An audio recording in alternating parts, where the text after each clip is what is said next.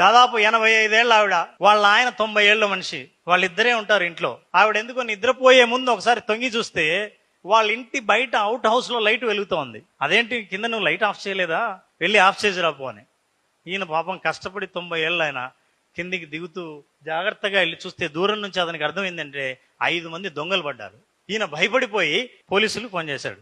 Police station అంటే చెప్పండి ఏం కావాలని. ఏం లేదండి, మా ఇంట్లో దొంగలు పడ్డారు, మీరు వెంటనే వస్తే దొంగలను పట్టుకోవచ్చు అన్నాడు. పోలీసులు ఏమన్నారంటే, సారీ మనకి ఇప్పుడు అంత ఫోర్స్ లేదు, ఎవరైనా వస్తే వాళ్ళ కాంటాక్ట్ అయితే మీ ఇంటికి పంపించమని చెబుతాము, నో ప్రాబ్లం, వచ్చేంత వరకు మేమేం చేయలేమన్నాడు. సరే 10-15 నిమిషాలు చూశాడు, వాళ్ళు ఇంకా పగలు కొడుతూనే ఉన్నారు. మళ్ళీ ఫోన్ చేశాడంట, ఏమండి పోలీసులు వచ్చారా అని. ఇంకా రాలేదండి అంటే, ఓ పని చేయండి, ఏం అక్కర్లేదు ఇంకా రావద్దని చెప్పండి, ఎందుకంటే నాకే చిరాకేసి పిస్టల్ తీసి 5 మందిని చంపేసిన అన్నాడు. వీడు 5 మంది చంపేసావా, బుద్ధి ఉందా లేదా నీకన్నా?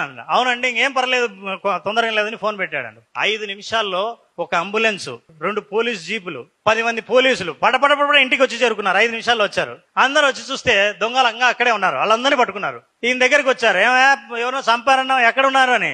ఎక్కడ చంపలేదని. మరి ఎందుకు అబద్ధం చెప్పావు? అవును, మీరు చెప్పలే అబద్ధం, ఎవ్వరు లేరన్నారు, 5 నిమిషాలు ఎట్లా వచ్చారు మీరందరూ అని. సీనియర్స్ ని తక్కువ అంచనా వేయకండి.